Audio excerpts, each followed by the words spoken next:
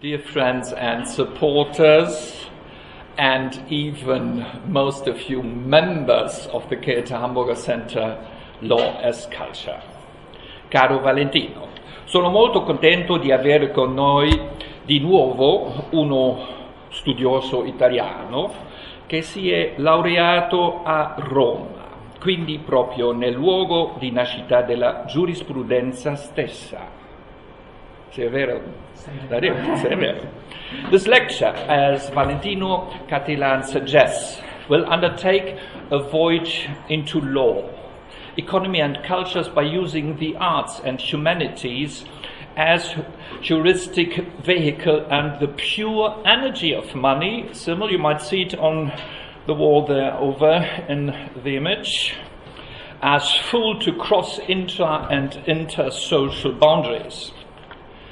Having done a lot during the last year to deconstruct a pure theory of law, and years even, by showing its cultural infection, a similar approach is needed for the economic sphere in order to bring law and economics together under the premises of a cultural perspective to both. This will be and is the general topic of the phase we are in at the moment. In a more general way, the orientation of the second phase's second topic after law and politics may be described as follows. The perspective based on law as culture decidedly explores the cultural ideas and forces which are effective in the development of norms and regulatory systems in the world's regional cultures. According to this, and this implies a kind of pluralism on both sides, according to this perspective, it is not possible to conduct social science research into the normative and, in terms of societal solidarity resources and Durkheim's consideration of the binding nature of agreements, emotive foundations and limits of economic activity without taking into account legal, political and religious requirements. In this context, law as culture enters into a complex process of interaction with the economic sphere, since law cannot be analyzed solely from the perspective of constraints on rational economic activity. That's at least a conviction that we worked on for a longer while. Looking at the conception of culture as a creative force in social life and not only as a traditional conservative force of social life, it would not be surprising to detect a productive force. Oh, that's a wonderful animal. I don't have to destroy it.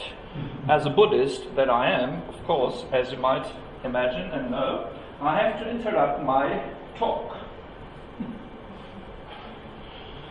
Okay, I will come back to Buddhistic legal cultures now. However, the pure and sometimes poor economic paradigm, if you agree, tried to explain social life and actions according, as we know, to the pursuit of self-interest and social structures, including economic ones as markets, for example, as the intended or unintended consequences of rational behavior. Albeit Adam Smith attached a great deal of importance to the ethical factor, speaking quite metaphorically of a hidden hand, whatever this may mean. I think there is a lot of religion in that. It was once again Max Weber who destroyed the illusion of purely rational action. His thesis was radical and deserves to be considered again in this context.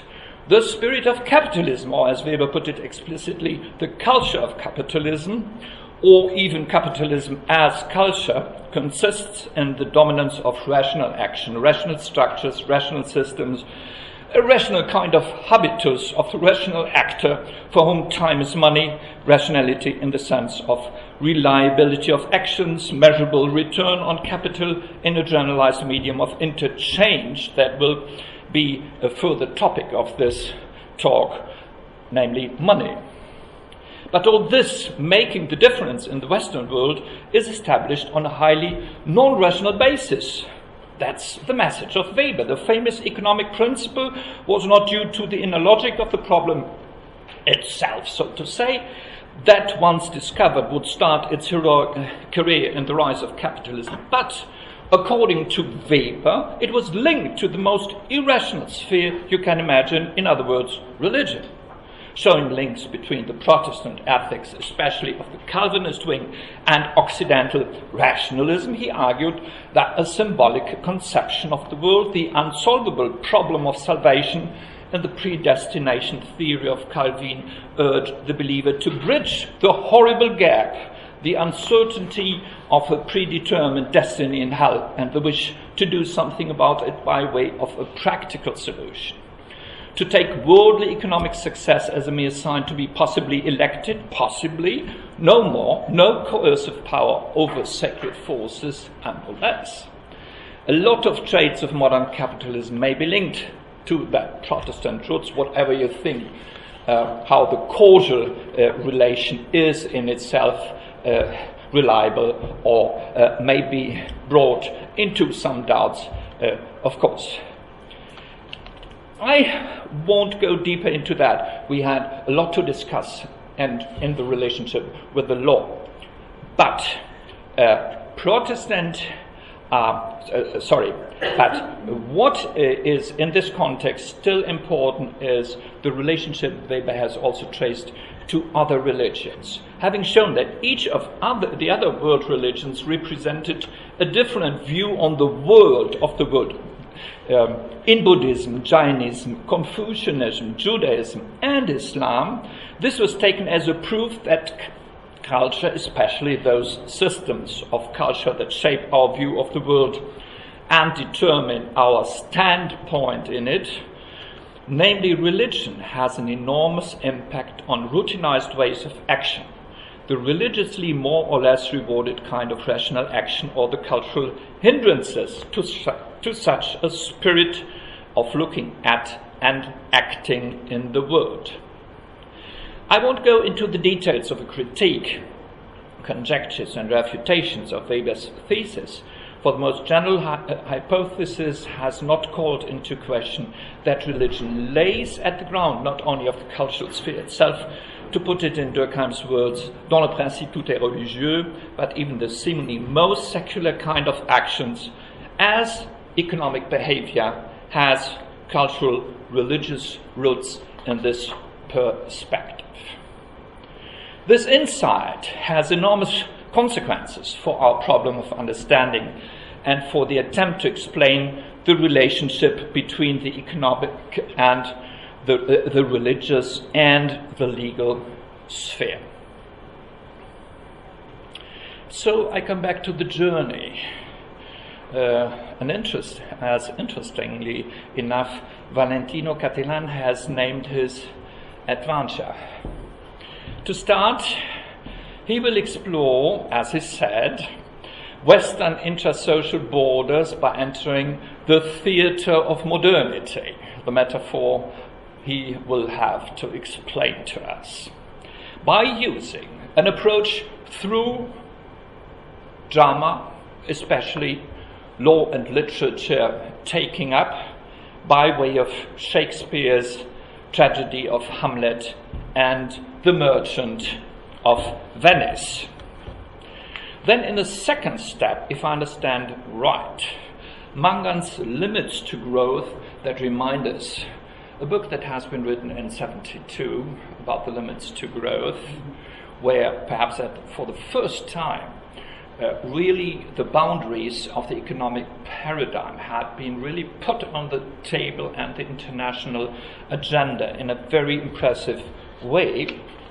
Through Mangan's artwork, he will make the values of this Western idea of rationalization of the modern theatre even clearer, in order to come in a third part to money, and referring there to Georg Simmel as an absolute symbol, and a symbol that still difficult to understand if you take your plastic cards. No economist will really be able to explain to you why you should be able to take by this kind of plastic card. You would really be able to make economic transfers of such great implications for life, for national economies, etc., etc.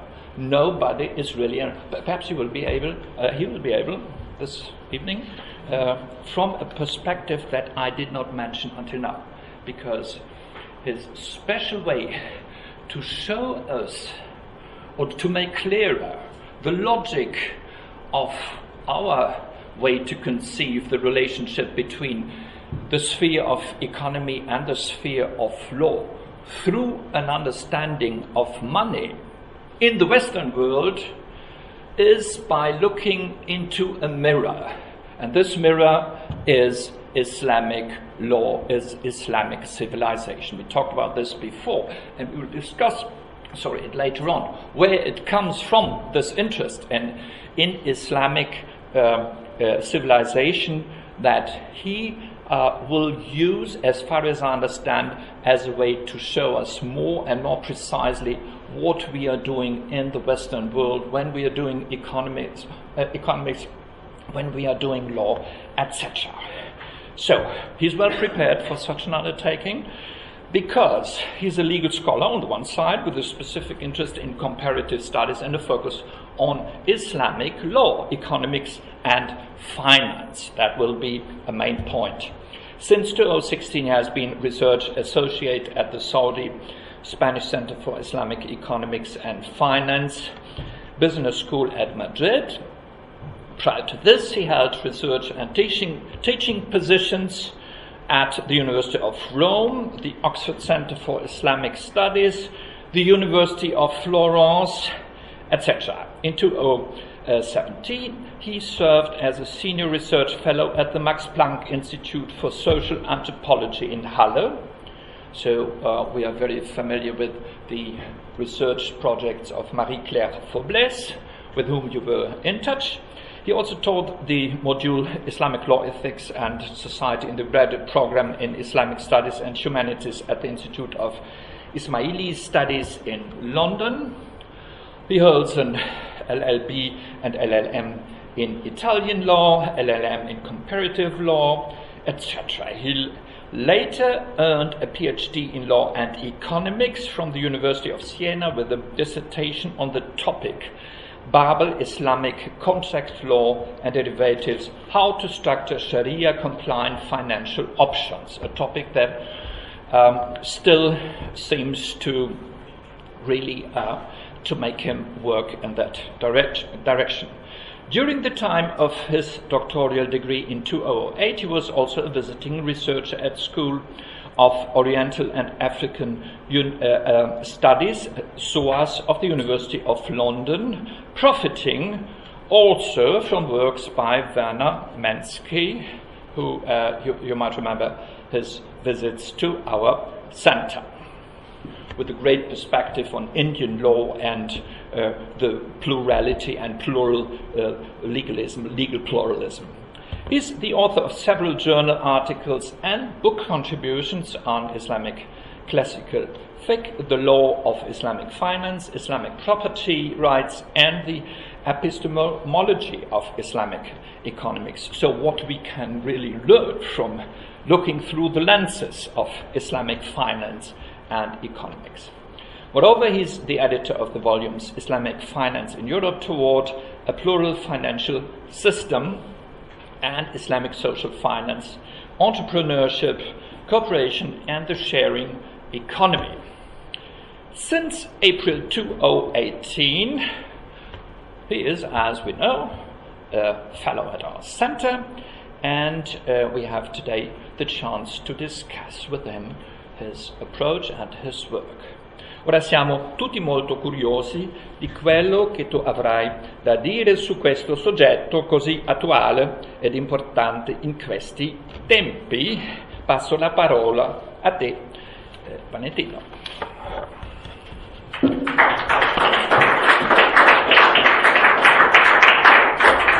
I was too long. You will be short. No, sorry. All the time, of course. Okay. Well, grazie, innanzitutto, Professor Gebhardt, and thank you everybody for being here this evening. I'd like to start after this generous introduction by saying that my presence here could be somehow a fortunate coincidence, both in time and space. In space, because here at the center, I've found myself quite at ease in dealing with law from some sort of non-conventional approach, using instruments like arts and the humanities, which are not yet popular in the mainstream approach in School of Law, while I'm deeply convinced that looking into culture and law as culture through the arts and humanities allows her to break the canvas, like you may know Lucio Fontana and the Slashes, where you broke the canvas and you enter a deeper understanding of the reality beyond the boundaries of law. And this is actually what I will try to do this evening here. It is also a fortunate coincidence in time today, since, as you may know, this evening the holy month of Ramadan is going to start. So we will speak about Islamic finance at the rise of the new moon, dealing with a subject, money, which has been central also in the Islamic civilization in many ways. The Prophet himself was a merchant, and in that sense there are lots of Muslim intellectuals dealing now with Islamic economics and finance.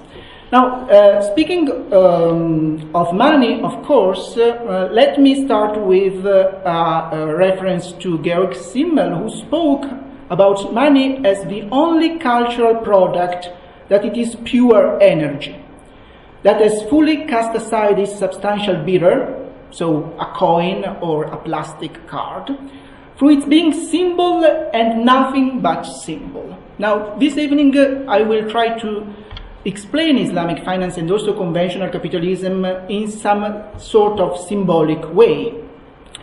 And I would like to make another reference to Simmel in order to introduce my being here this evening in terms of an unspeakable fortune to be at home somewhere in the foreign, for it is a synthesis of both of our longings for peregrination and for Heimat, a synthesis of becoming and being. I would say that my approach to Islamic law, economics and finance as a researcher on this subject has always been the approach of somebody feeling at home in the foreign.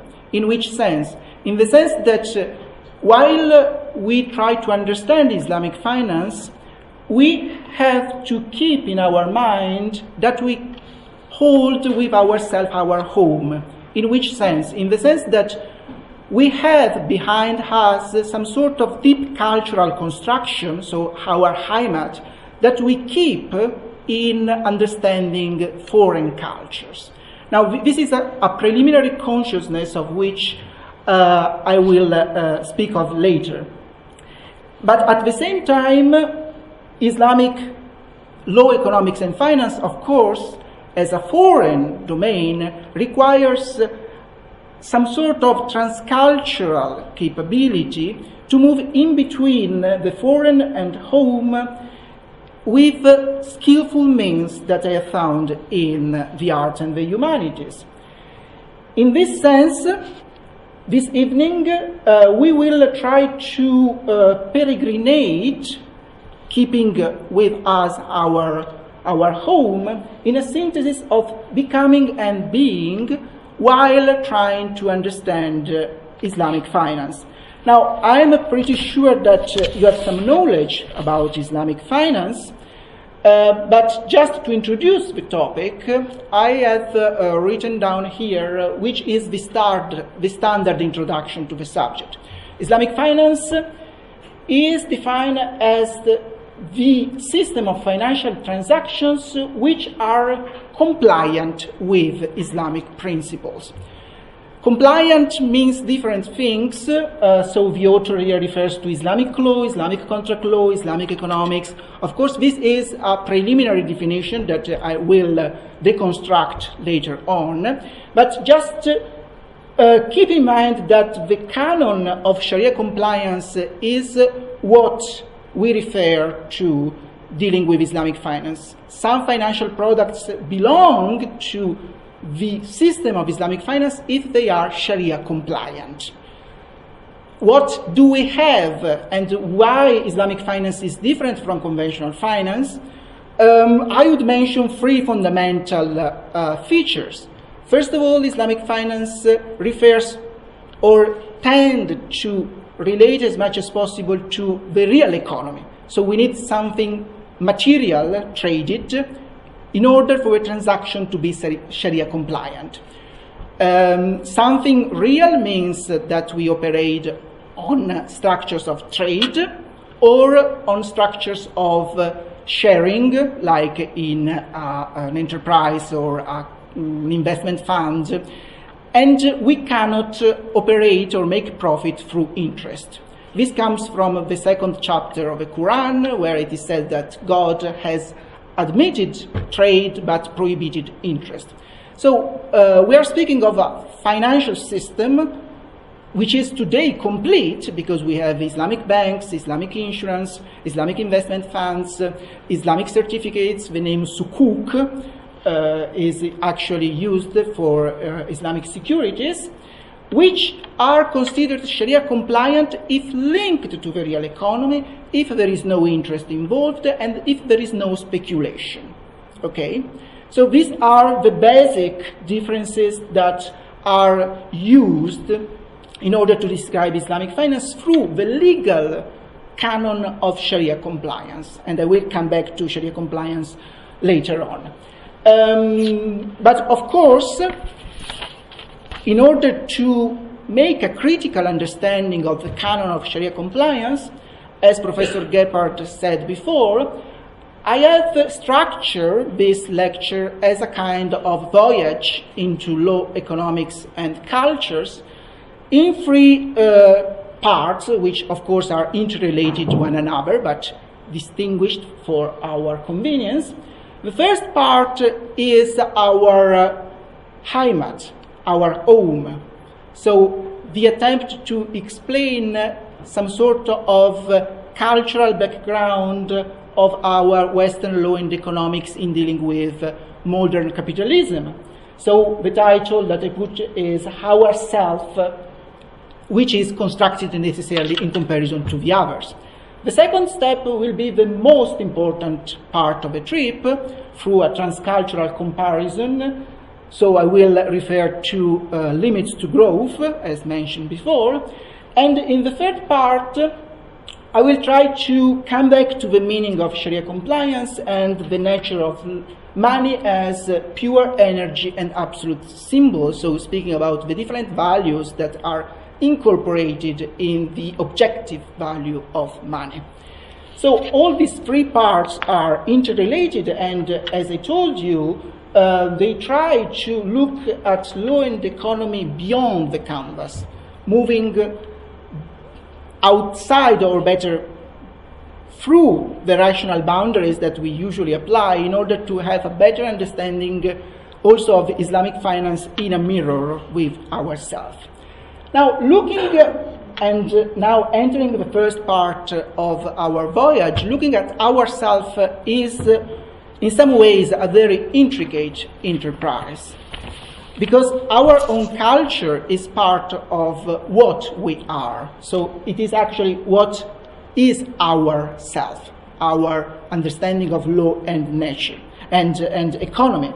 So in a certain way, it would be very helpful to imagine ourselves as alien to our own world in order to have a more neutral and more critical understanding of what we do with law and economics.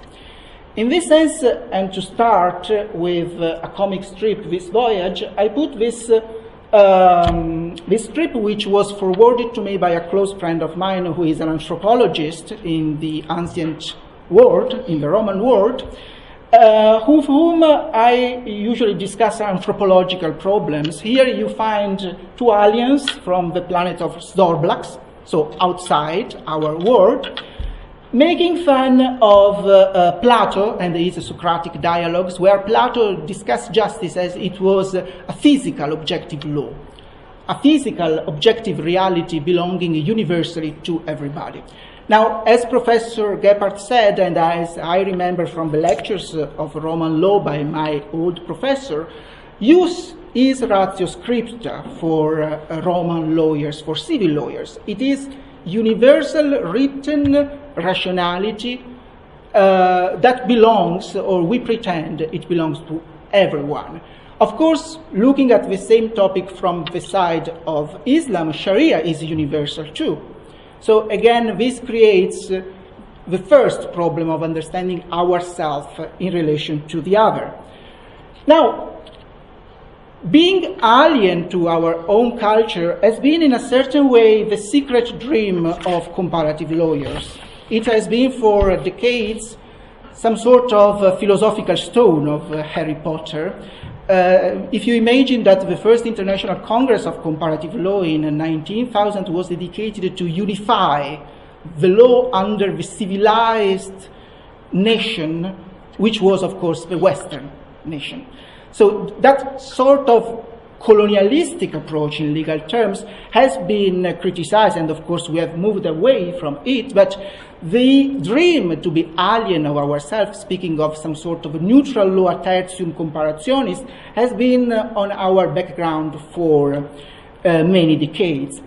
What we can do in reality, and this is the methodology that Professor Gebhardt has introduced before, is to use arts and the humanities in order to think about ourselves. So, considering the impossibility to be alien from ourselves, the project and my research here has been dedicated to use the humanities in order to better define the boundaries of our intracultural identity. So, if we represent ourselves according to certain parameters that are deeply related to our homeland, we have to think necessarily about problems of representation of social reality, communication, and perception of the social reality.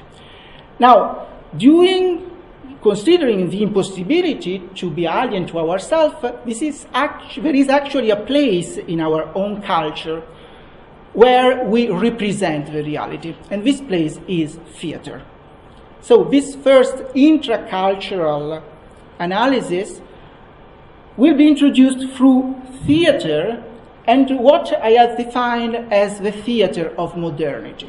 The theater of modernity has shaped ourself, our culture, for many centuries.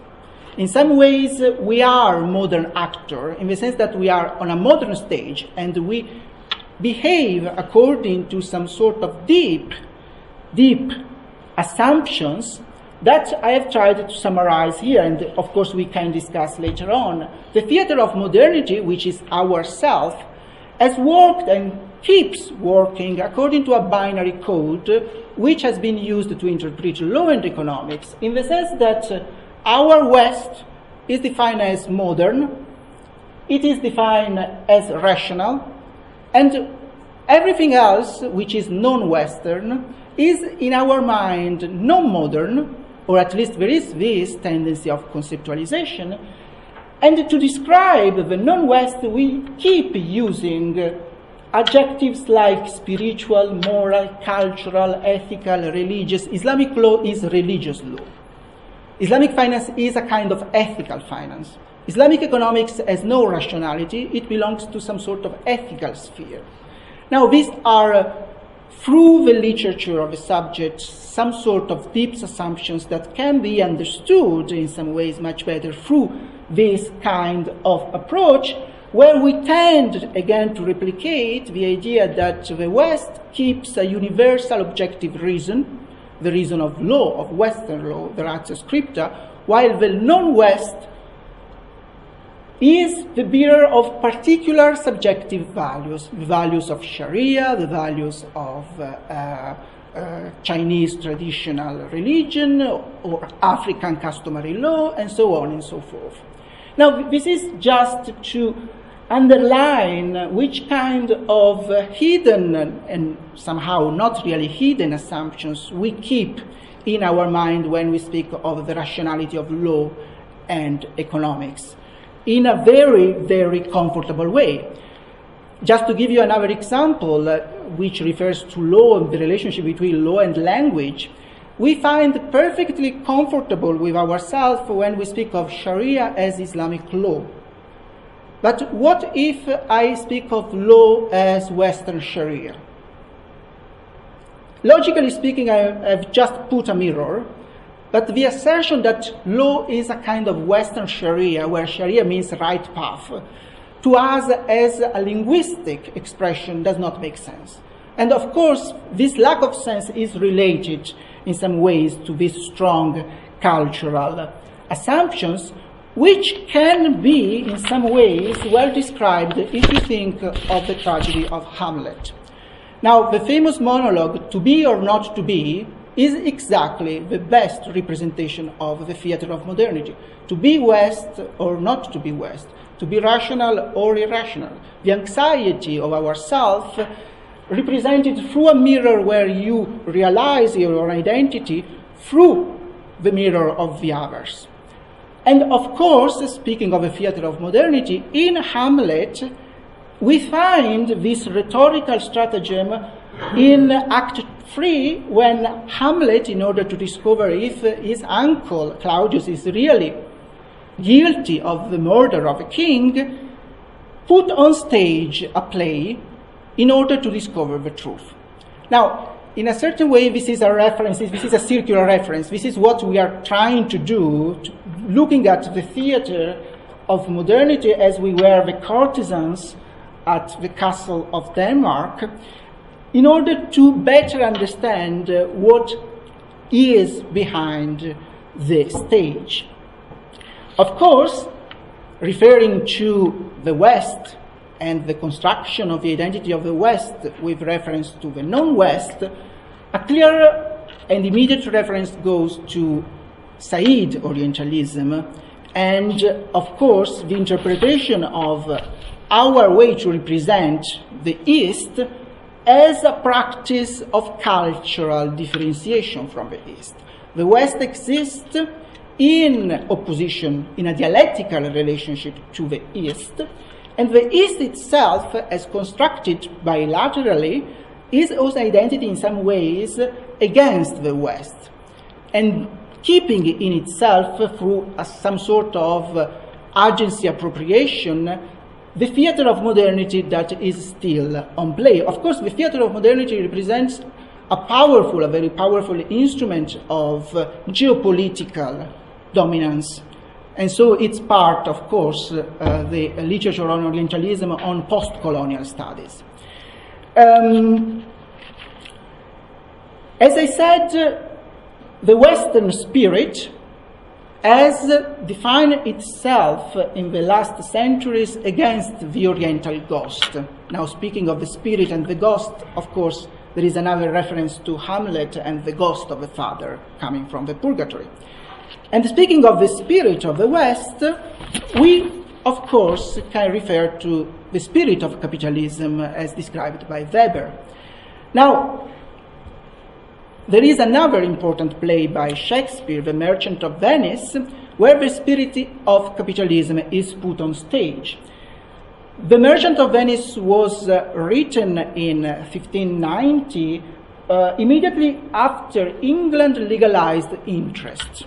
So it shows the anxiety of a new economic system that we keep today as natural, because nobody would consider interest as something wrong in Western capitalism, in a new construction of the society where capitalism becomes in some way a world ecology. It is our homeland. And of course, according to the Marxist critique, it represents the signal of the alienation of the self due to this economic superstructure.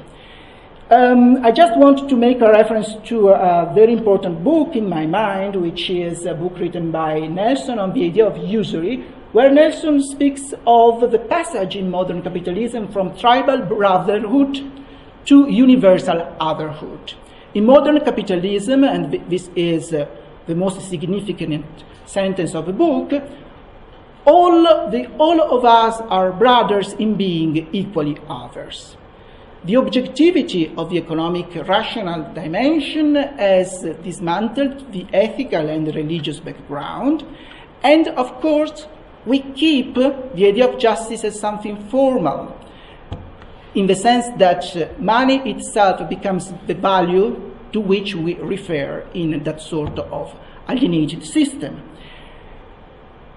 The problem here, and then we can move into the second part of the trip, is the narrative which is now brought into stage by Islamic finance, speaking of a new system different from modern capitalism, coming from Islam, where, according to Muslim intellectuals, we try to restore some sort of economic brotherhood against the universal otherhood imposed by capitalism. So the literature on Islamic economics and finance has grown in the last decades as a response in opposition, again in a dialectical relationship with Western capitalism, within possibly the same theatre of modernity that I have mentioned before.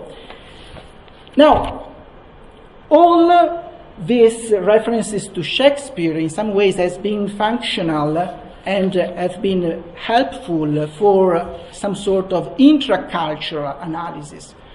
Shakespeare himself refers to the Western society, not to the non-West, for, of course, historical and chronological reasons. Now, if we move in an attempt of a transcultural investigation, which means how modern capitalism and Islamic finance relate one with the other, we need some more advanced heuristic tools.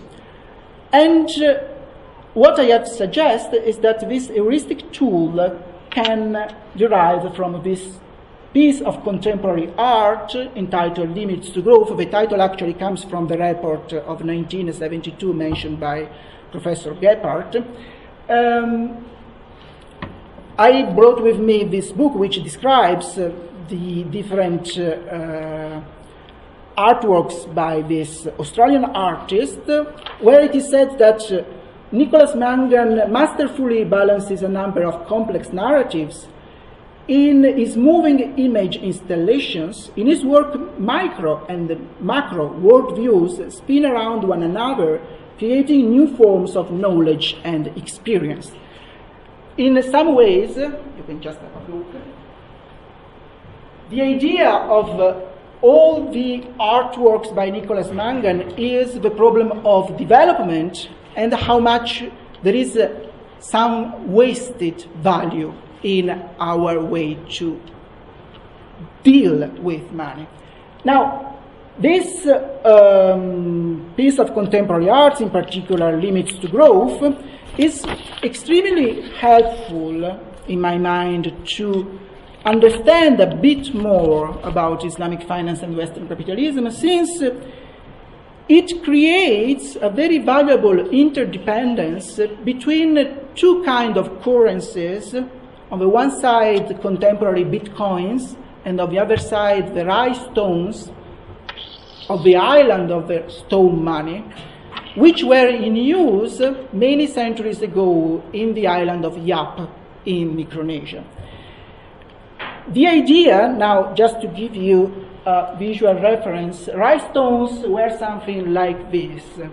They were huge stones in form of donuts, in some ways, that were used in the island of Yap to trade. The value of these stones, of course, did not relate to the material itself, but to the process of carving this material.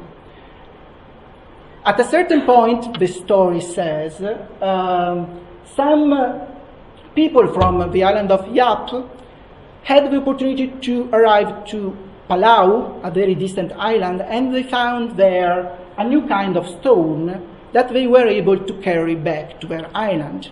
Now, this stone was carved, and the idea that it was so difficult to bring it back at home, and even some people died in this process, defined the value of this stone.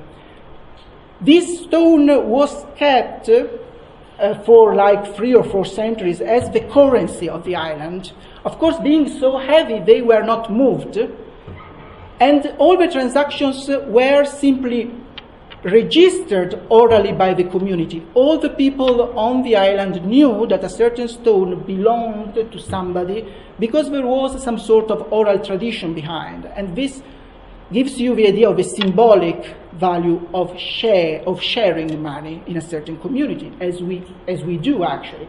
Even if some stone fell in the ocean, but everybody knew that the stone was there, its value was still preserved. So it would have been traded as money in order to buy cows or to buy a new house. And of course, this man with such a huge rice stone was probably very, very, very rich in the island. Now, the idea of Nicholas Mangan to describe the limits of growth is to put into some sort of bilateral circulation the use of bitcoins with the reproduction by printing of photographs of rice stones. In which sense?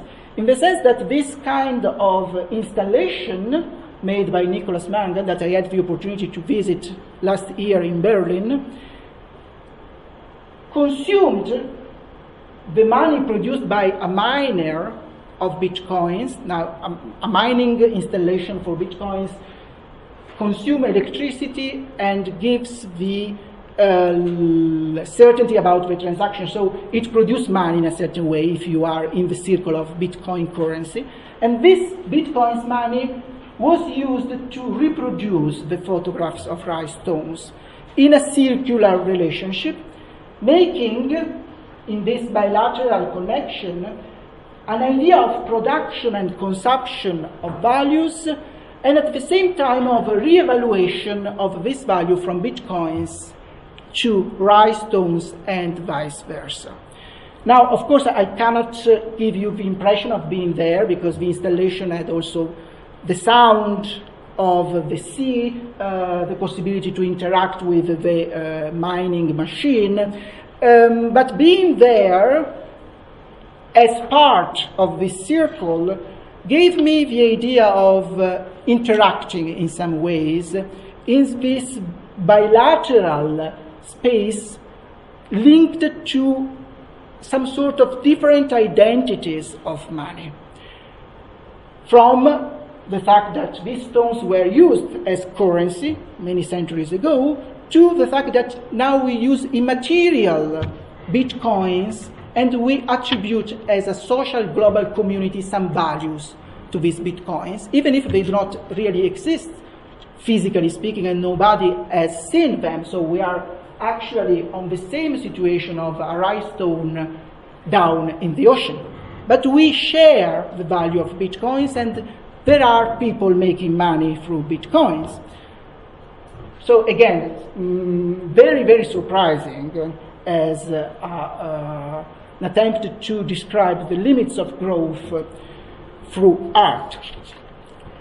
But the story of rice stones can give us more food for thought.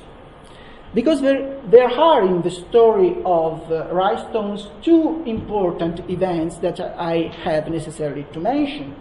At a certain point, this American captain, Captain O'Keefe, there is even a movie on Captain O'Keefe with Lancaster, with Barton Lancaster, arrived in the island, and he found there a population able to work, and so he tried to convince them to work for him and to trade copra. Copra is dry coconut, in some ways, which was quite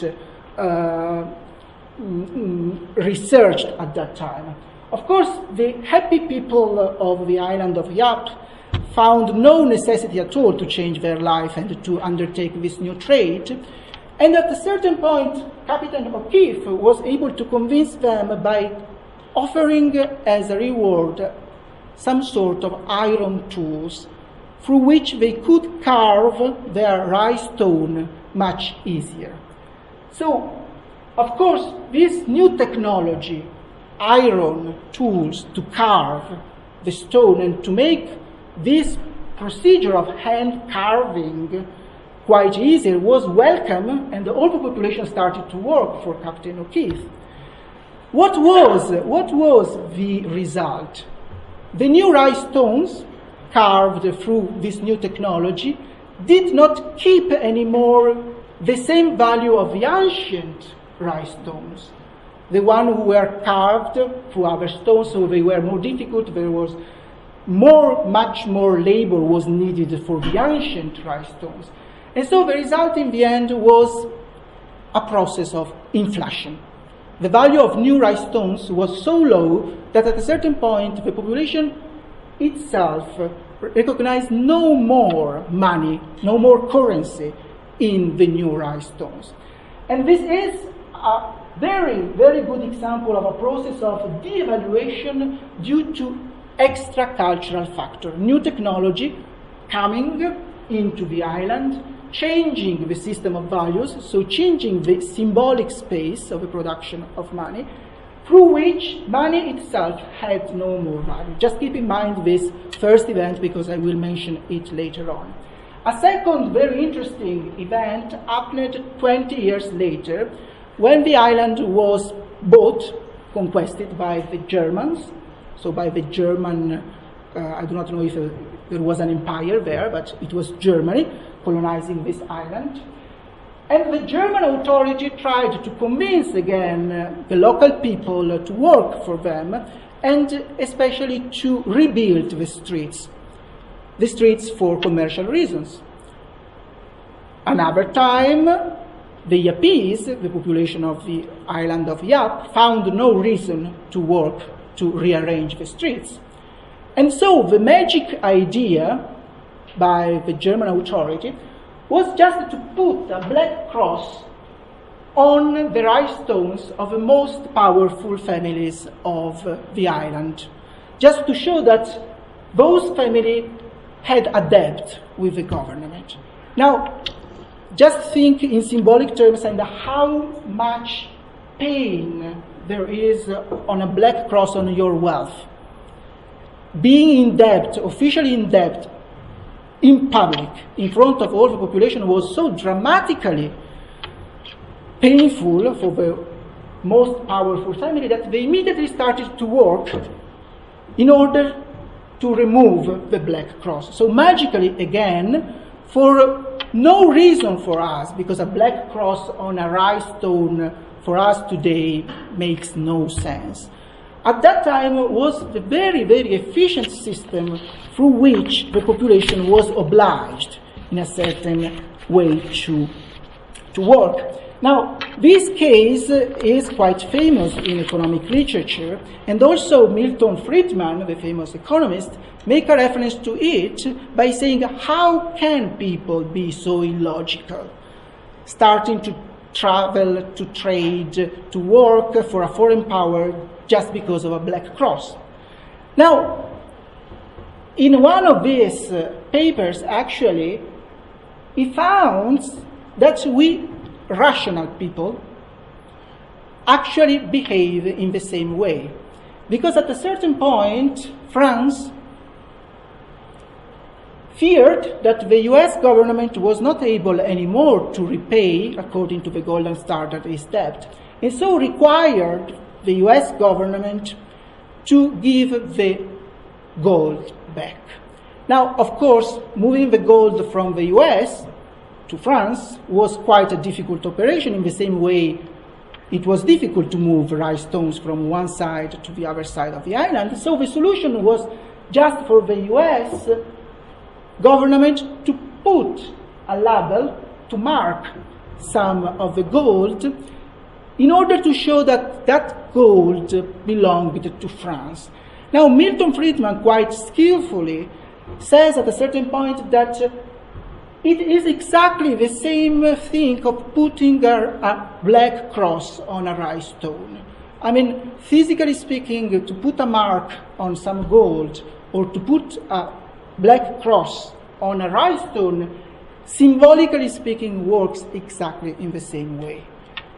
The magic is that on the first case, we thought about it as something irrational, while here we find in some ways within our own culture some sort of rationality. And in fact, Milton Friedman put the question, is really one practice different or more rational from the other?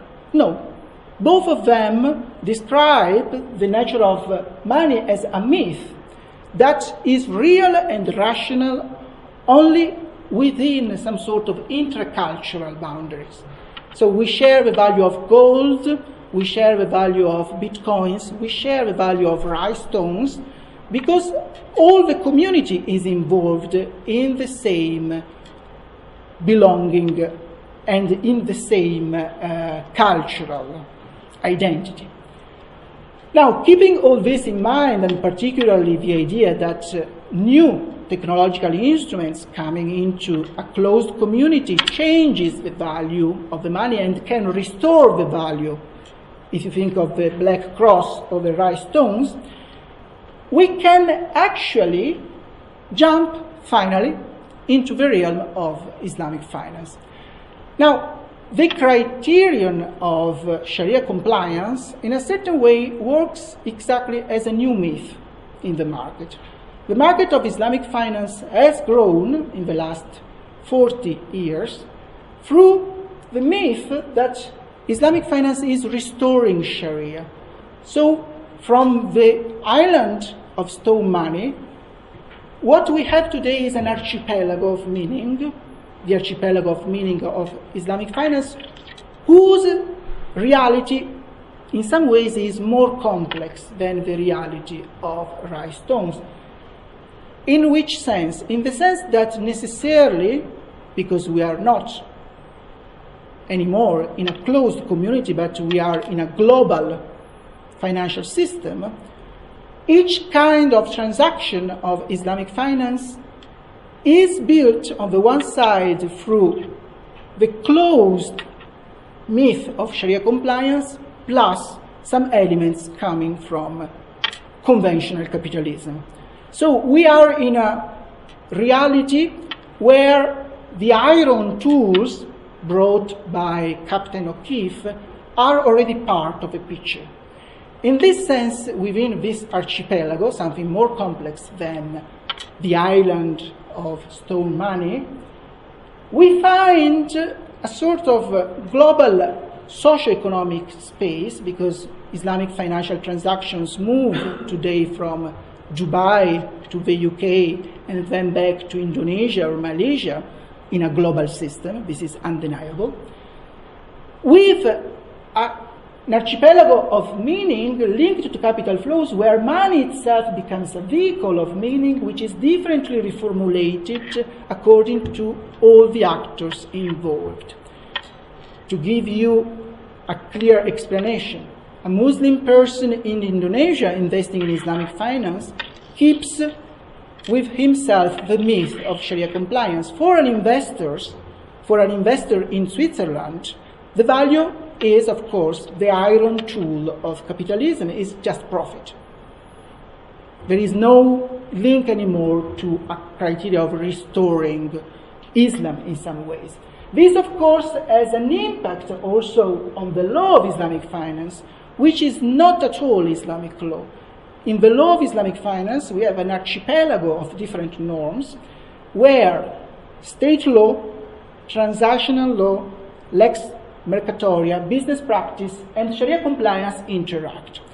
The legal reality has been described in an interesting article as a sort of cosmopolitan legality, where Sharia compliance becomes the canon that we use, is like the mark or the cross that we put on some money, but through circulation, the value of this money changes time to time. So if you think of Mangan's limit to growth, the passage from bitcoins to rhinestones and vice versa, it is exactly what is happening now in Islamic finance. We even have Islamic bitcoins, or somebody claiming that bitcoins are Sharia compliant, where the value of Sharia compliance, again, is deeply interrelated within this kind of transcultural reformulation of meaning from one side to the other, from the east to the west and vice versa, in what is actually a cosmopolitan financial geography. So cosmopolitan legality on the one side, governing a cosmopolitan financial geography. This, here you can appreciate my capacity of a graphic designer. This is the representation of the reality. I mean, this is the reality of Islamic finance. The market of Islamic finance is within the ocean of modern capitalism, of the Western, of the global financial system. So we cannot escape from this. At the same time, all the investors or the actors of this market moves in between an archipelago which is regulated according to some canon, the canon of Sharia compliance, that is the wind pushing the investments. So as much as you follow these winds, you can make money as Captain O'Keefe. You can also decide as a captain to land in some sort of state jurisdiction, the jurisdiction of Malaysia. You can make investments through Malaysian law, where Sharia compliant finance is part of the system, so we have some sort of terra firma, land on which you can actually walk more secure in an investment. Otherwise, what you do is simply to ask a Sharia scholar to give a convalidation of your investment according to the criterion of Sharia compliance. Now, the problem, of course, is that as much as it is difficult to navigate the open ocean when winds are difficult to manage, this criterion of Sharia compliance becomes sometimes very difficult to regulate and also to enforce, legally speaking. There are different cases coming from the UK system where investors put a reference to Sharia as part of a contract, but of course the English judge defined himself as not competent to judge about Sharia. As you can see, as much as this wind is able to promote the market, it's a dangerous wind, to the extent that some of the literature speaks today, the legal literature, speak of Sharia compliance as some sort of Sharia risk, an added risk to your investment that you should consider when you enter the market of Islamic finance outside the Muslim world. But of course, this dangerous risk of Sharia compliance is what makes Islamic finance money valuable within the system. It is what makes the rhinestone valuable. And if we come back now to the story of the rhinestone, and if especially we keep in mind the two events that I mentioned before, the fact that the introduction of new iron tools de-evaluate the value of rhinestones, and a black cross re-evaluate this value, In some ways, this actually can contribute to understand how Sharia compliance works.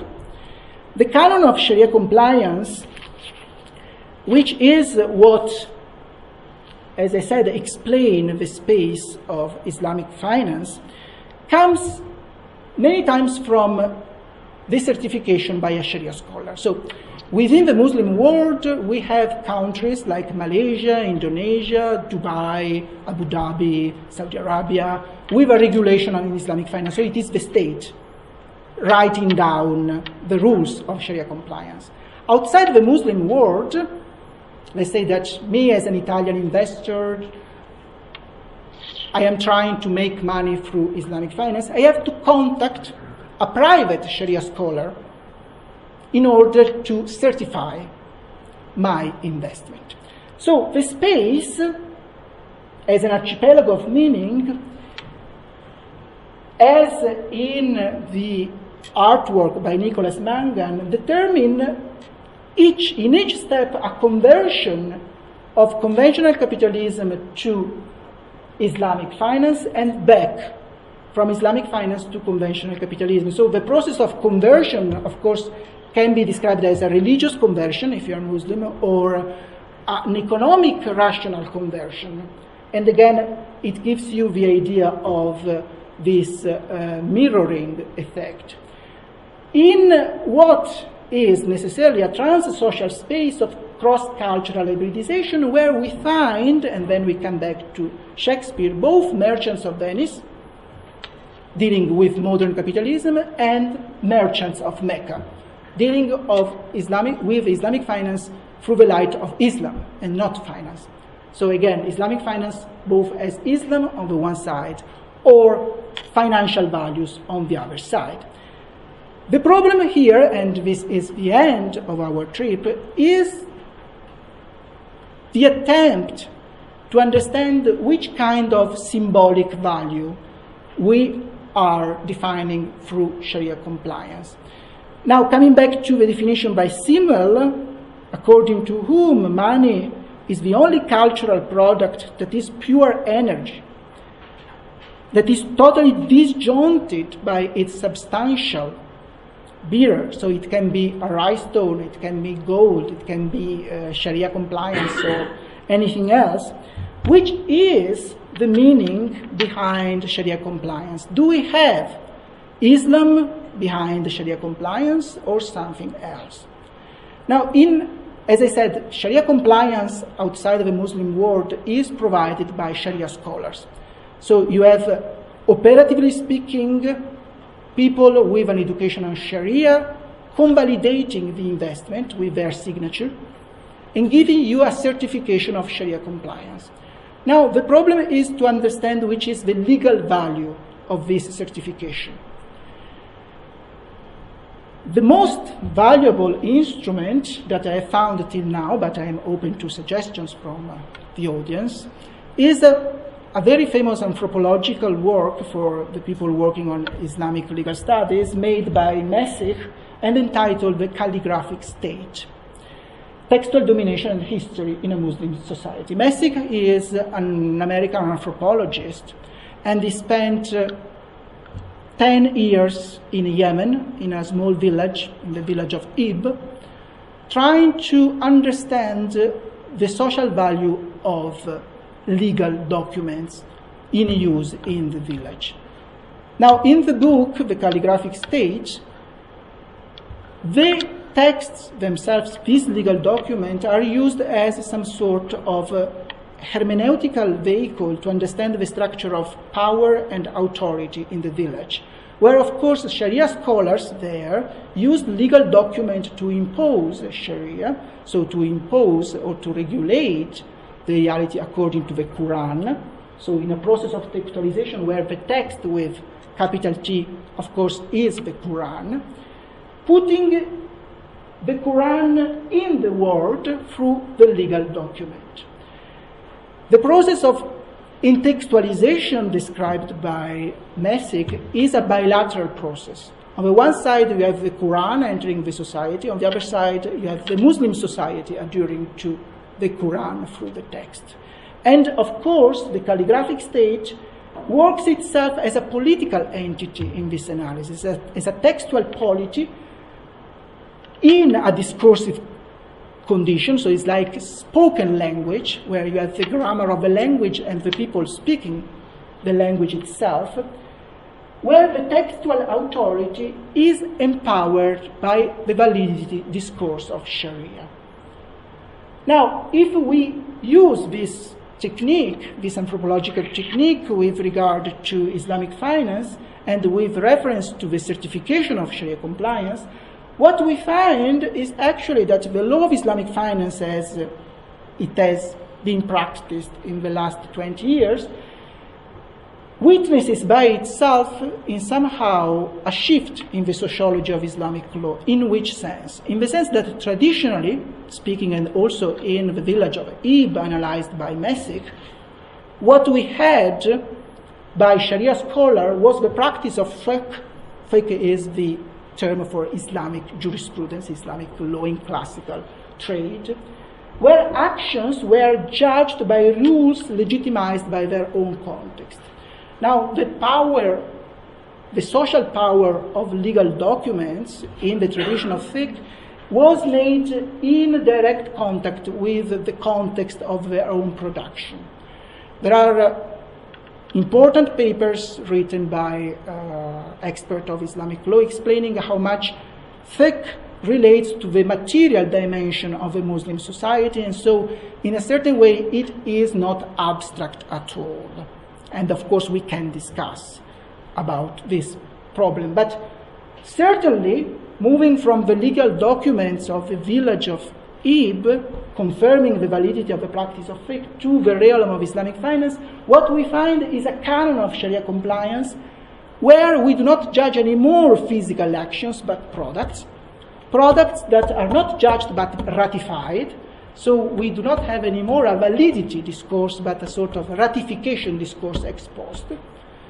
Operatively speaking, as I said, the market of Sharia compliance works through the submission of products coming from the conventional market to Sharia scholars in order to have their ratification. And so you have a certification of Sharia compliance, where the text itself owns a legitimacy that is formulated contextless.